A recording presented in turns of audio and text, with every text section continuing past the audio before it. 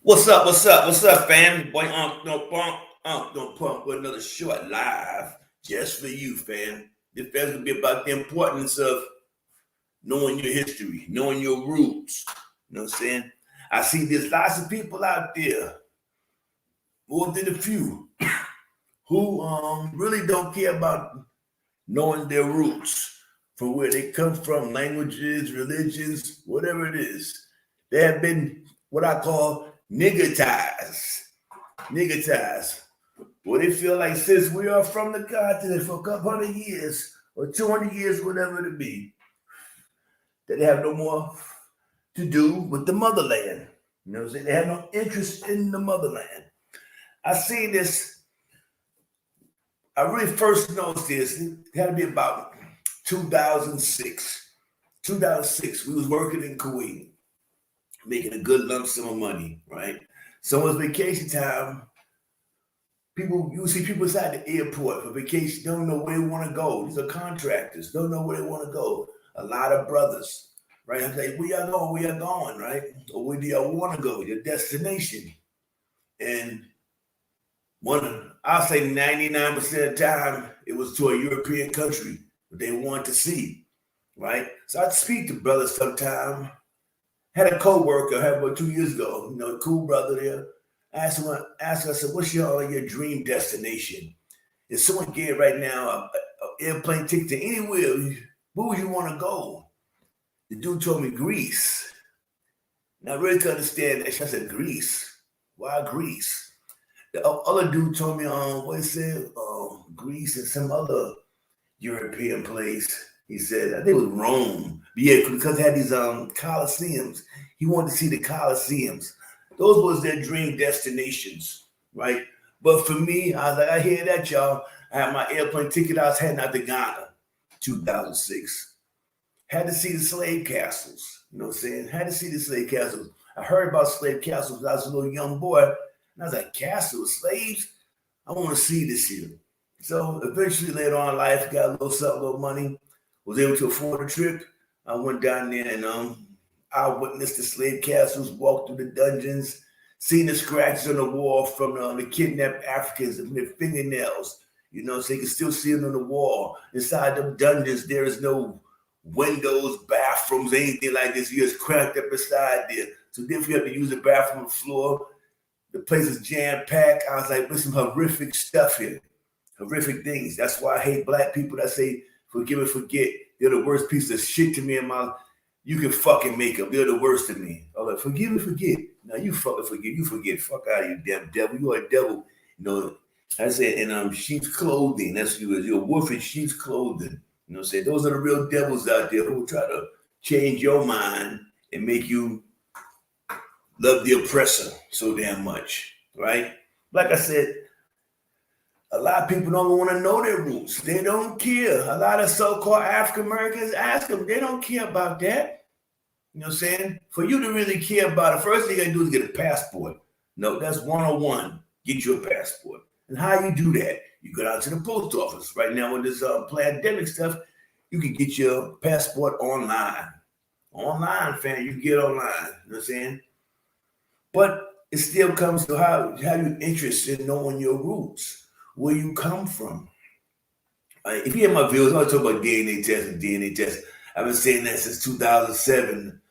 I think 2007 I made my DNA test. So I knew for a long time from where do I come from, right? So I watch videos and see people and they looking at, oh, dude, look like me, look like one of my family members. And it sparked the interest more. I want to learn from where I come from, I don't know, what did we learn? What did we do? What was our history? You know what I'm saying? Because black people are so lost in America, they don't know nothing. They're just lost. If you say before 1865, that's the beginning of the history because they don't know. And a lot of them people, they can find out the history. They put a little bit of effort in, but they don't want to do that. They don't care no more. It's real dangerous out there. We have a race of people with the majority not caring for where they come from.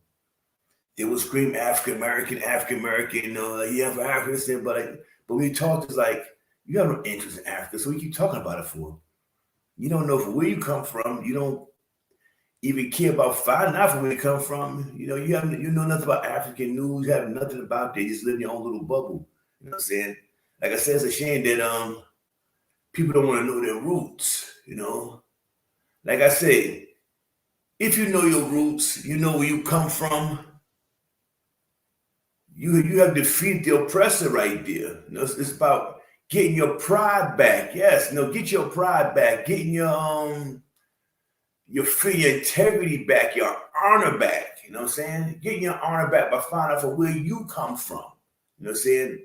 Or going traveling from where you come from and go visit there. Make you a DNA test. Find out from where you come from. Also, say a little money for a year. I don't know how it is. Some people don't got a lot of money like that. I understand that.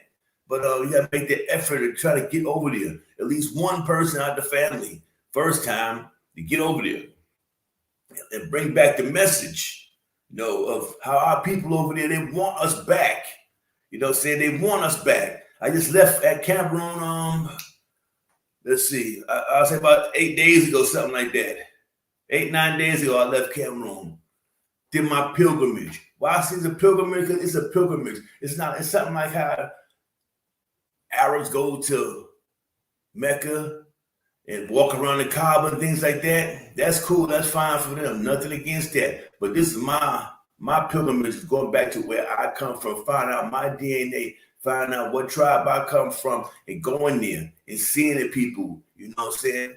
That's why I say the importance of knowing your history is very important. You can sit there now with the elders from your tribe, and they're going to teach you and tell you things about your tribe. That's very valuable. That's something you would never get inside no kind of school system in America. They don't want you to know that. They don't want you to be a proud person. They don't want you to know about your roots, what's your original language. You know what I'm saying? Hey, brothers that get their ass up and start, giving them the ball. But they teach their kids the same way. Because the dangers of it is, you have a man and an adult, he don't care about knowing his roots. So what do you think his kid gonna do? They're not gonna have no interest in it because their father haven't put no interest inside their heads. And then we're just lost. They're just, I say, in this barren land that we call America, they're just lost inside there. Never do no shit like that. Never do that. Tell your kids about Africa always as this little kid. You gotta keep talking to them about it. Learn your history. You know what I'm saying? Once I found my history out, as far as my DNA, I come from Cameroon. I come from Tikar tribe. Like, man, it sparked so much interest. I want to learn about the kings, and stuff like that. It was one king I had his picture, And like I said before, he sent me an invitation in 2007 to come to the kingdom for the naming ceremony and things like that. I was probably one of the first ones out there if I have done it. I see the first one was like 2013, but it's like 2007. So I probably been one of the first so-called Africans that was kidnapped from motherland who would have went back there. I wish I had the money to do it then, but I didn't do it. Well, I just did it. And that same king, I sat inside his palace. It's being constructed now. King Ibrahim the second, Bakim Kingdom. He's the top chief the top king there. You know what I'm saying? The top king. He's a top thing there. For me to sit down with him inside his palace for a couple of days. I think for 3 days we was inside in Kimmy. 3 days in Kimmy. Breakfast with the king, dinner with the king. Mandatory. The king said once you inside his you in his kingdom and you are African American, so-called African American coming back to motherland, he wants you to come to his palace. He want to meet you. He want to talk to you. They want us back, family. They want us back. I don't care what no one says about this African stuff, Africa that. Find your roots out. Find out where in Africa they don't want you back. Don't come to bullshit. Find out from where you come from. Because I just came back from my people and they loved us. They damn sure loved us. Had naming ceremonies and man, it was like some beautiful thing there. Very beautiful. I've been to other festivals. Met kings, sat down in a few kings' houses and palaces, sat down and talked to them and got knowledge from kings. I was like, wow, this is the best 2 weeks I ever had in my life. You know what I'm saying? I done been to other places, all this Dubai, Bangkok, and there's other places I've been around the world, but was going back home. You know, once I landed there, I didn't feel like I was like a tourist. I didn't feel like how do you say that? I don't know that I'm here to give gratitude to them or something like that. I just felt like me hop on the plane, I'm back at home, and I felt comfortable. Felt so comfortable seeing people that look like me. You know what I'm saying? And knowing that this is a part of my culture here. This is part of my culture. So I got to the hotel. The first thing I did was turn the TV on. I said, I'm gonna see what they do. Most of them speak French out there in Cameroon, which was a little obstacle, damn sure, you know, all the French stuff. So I was, it was good, but I had somebody with me, you know, a prince named Prince the Lord from Tikar tribe. Prince, you know, good brother there, you know, good. I call him a big brother because he good, you know, he took care of everything and made things happen, you know, and went higher than the expectation I thought I would see there, you know. I ain't dinner at people's houses, doctors, you know, big houses where they try to say Africa got no money. Bullshit. Dr. Eric house is so goddamn big and it's beautiful. Like some house you see in the LA Hills somewhere. Beautiful. There's money there. I've been to palaces there that cost billions of dollars. So they try to say Africa has no money. That's bull. Don't believe that, fam. Don't believe that stuff there. You know, they're showing people hungry and starving and shit like that. That's another bullshit there. You know, so you go to Cameroon. Cameroon has all the climates, 4 climates that have it: snow, desert, tropical. You know, they have it all there. You know what I'm saying? The earth, the soil was so fertile. It's like, man, like you know, Georgia stuff. You ever see Georgia that red clay type shit, red dirt there? That's how you got there. It's beautiful there. Imagine going to the market there and seeing just so much food in abundance. You know, soursop. You know how much soursop costs, fam? You go down to your neighborhood grocery store, try to pick up some soursop. Most likely might even have that shit. You know what I'm saying? It's on the trees everywhere. Guava, but the lemons, apples, everything is on the trees picking. So this is why I don't see how someone can say, especially in Cameroon, that they're gonna go hungry. All that food around, and they go say, "Hey, please throw me a mango, give me a banana, where you can eat." You know what I'm saying, fam? The people there are very beautiful. Very beautiful. You know, the kids and everything, man. The kids, that's what I like about it is the kids. Love the kids, damn sure. I'm gonna show you a little snippet. Was it's called a festival. It's called a NGOBU festival. The both festival. It's a termite festival, right? This is a festival we have thing every year. Now they're gonna start doing every year. This is the second anniversary of it, right?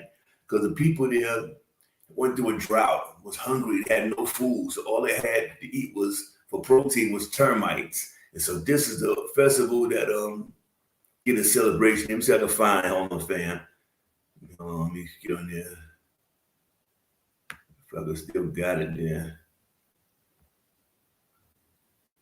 Oh, fam, I'm trying to find this stuff there. Man, I gotta share again. Oh, no, it's still there. I know the fuck it is.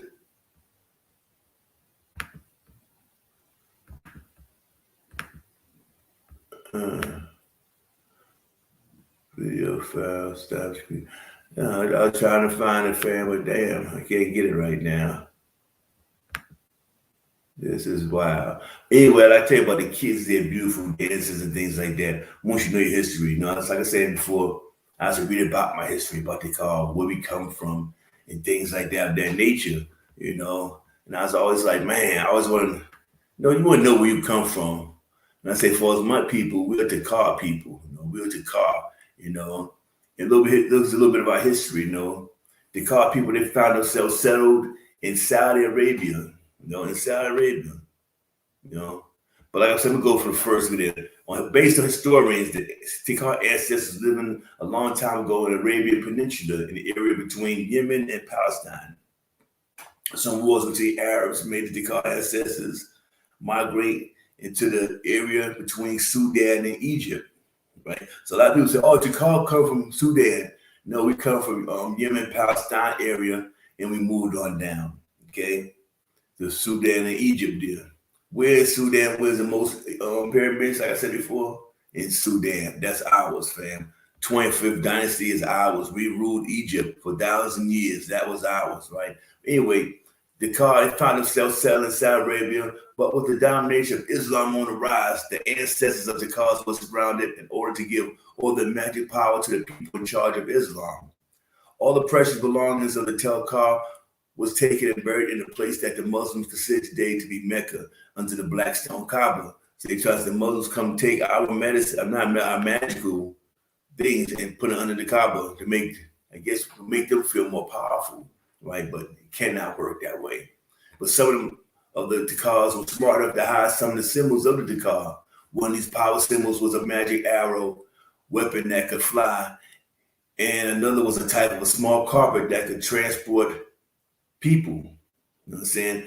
But this carpet and the spear, that's a symbol. They said with this spear there, the Tikar people had to follow the spear for 100 years like that until the magic arrow fell down, poof. Now this is what we stay at. This is Tikar land. You know what I'm saying? Like I say, the long migration process started, based on some historians, it took 150 to 250 years to follow the magic arrow. They moved Egypt, where they were established for a long time, to Sudan, to the Adamawa region, the actual plain of Tikar in Cameroon. Adamawa is between Nigeria and northern part of Cameroon. It is from Adamawa where the Tikar ancestors with the Princess Wutan migrated to create the actual Tikar land. The Tikar name came from that dispute in Adama between the king of Tikar and Princess Wutan. She is the mother of all the Tikar, and by extension, the grandmother of the Bamalakis. The Bamalakis, that's one thing. They're just like, they're like in the same group with Tikar. Bamalakis, Tikar, and the Bamu, right? If you look at now, Bamalakis, the houses, the palaces, when you walk inside them, they have like pyramids on them. You know, people are like, what's these pointed houses? Those are not pointed houses, those are pyramids, right? And these pyramids come back from when we ruled in Sudan. You know, we still have the heritage right there. The heritage is there. You know what I'm saying? If you don't know your history, you would just drive by like don't know nothing about that. But it's let you know that this is where we come from. Now we're in Cameroon, but we still keep our pyramids on our houses, notable houses in front of the palace and things of that nature, fam. That's knowledge. You know, if you ain't know that, you're like, damn, what's that there? You know what I'm saying? So remember that the part of the power of Tikar was a magic arrow. Well, when they left Egypt in the Revelation, it was told to them that they should not rest until the magic arrow came down. And when they seen it come down, that would be the final place, and the ancestors want to reside, and nobody will ever defeat them in that land. Right? Once the arrow came down to Tikar land, they said, no one better defeat us in that land. No one was able to come inside Tikar land and defeat us Tikar warriors. The magic arrow landed in the actual Tikar land, and all the people that fought against the Tikar, including the German and the French, was never able to penetrate Tikar land via war. You know what I'm saying? This something to be proud about. Then you got French and Germans, they're trying to come into your land and take your land, so like that, but they couldn't do it. You know what I'm saying? They couldn't do it. Anyway, like I said, the princess, her name is Wutan, you know. Wutan is a title for a princess who is from a palace or born in the palace, and Tang means beautiful. You know, she ruled the Bankim kingdom from 1299 to 1310, fam. Statues in front of King Abraham the God palace, and I have pictures of that too. You know what I'm saying, fam? I have pictures of that there. But there's more kingdoms of the Tikar. You know, the royal kingdom of Bankim, the royal kingdom of Nagambi, the royal kingdom of Boyking, the royal kingdom of Bandam, the royal kingdom of Nichi, and the royal kingdom of Netam. Netam is my village. Netam is my village from where my people come from. And I went out there and got my naming ceremony. It has been now crowned Prince of Netam. That's right. Your boy Ognapong is a prince. You know what I'm saying? But I don't keep talking about it. But that's what it is. That's the true facts. And I have the official documents from King Ibrahim, God II, to prove anything, discrepancies, so he would try to say to me, about that deal, But we're gonna go also about that on Bamalaki people, the original Bamalaki people of Cameroon are descendants of Tikar. You know, the Bamalaki origins was traced to Egypt and migrated to what is now northern Cameroon between the 11th and 14th centuries. They are a large and diverse population. They are very economically strong, independent, known for great business skills as well as rich culture. The Bamalaki people, yes, they are. They're called the Jews of Cameroon. Great businessmen, beautiful houses, and where they come from, where they their district at is one of the most cleanest places I've seen in Cameroon. They take care of things there. They also have a great king there called King Camacho. King Camacho. He's a great man there. I've met him. Great guy there. You know what I'm saying? But like I said, it's all about you trying to know your roots, learn about your roots and things like that, Get out there, meet the people, Get out there and meet the people, fam. That's what gotta be done there. It have to be done. You must learn your roots. If you don't know your roots, who are you? You don't know who the hell you are. You know what I'm saying? It feels good to sit there sometimes naming ceremony. You have all the kings, all the elders there. About 20 kings sitting on the front of the palace. And it was pointing at me, kept pointing. So I'm like, damn, what's wrong? What I'm doing wrong, right? You know what I'm saying? But one guy told me, so he's like, out of all the ones, our group, all the so-called African Americans came out there, he's like, they all look mixed, but him, he looks 100% Tikar. You know what I'm saying? You know how good that feels for elders to verify. That's our people right there. That's why I say this. That is the importance of knowing your history, knowing your roots. If you don't know that, dear, it's a sad thing. But what's worse is if you don't have no kind of feelings or no ideas and you don't even care about it. Those are the I call them the weak ones because they're not strong. Because a strong person will want to know their roots. Right, saying, fam. Anyway, I'm gonna cut this quick live, a little short right now. I got a little steak cooking right now. I don't want to burn up. I got me some of that new A1 sauce, the garlic in there, fam. You know what I'm saying? Anyway, like I say, I'm a proud Cameroonian, a proud prince of the Tikar, a proud prince of the village of Netim, and spread that word, Tikar, Tikar, Tikar, Tikar. Keep saying it, Tikar, Tikar, Tikar, and I'm out, fat. Peace.